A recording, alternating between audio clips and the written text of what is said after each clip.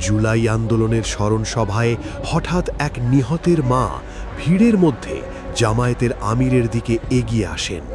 মুহূর্তের মধ্যে তিনি আমিরকে জড়িয়ে ধরেন, এমন দৃশ্য যে সবাইকে চমকে দিয়েছে।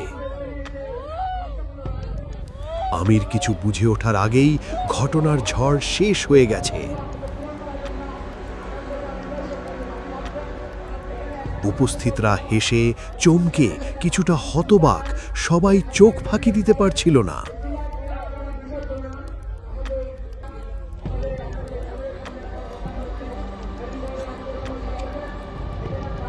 পুলিশ দ্রুত ঘটনাস্থলে পৌঁছে পরিস্থিতি নিয়ন্ত্রণে আনে।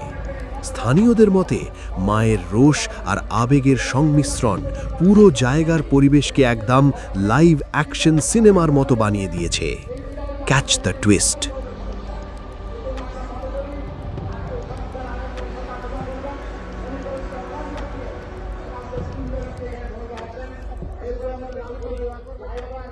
এই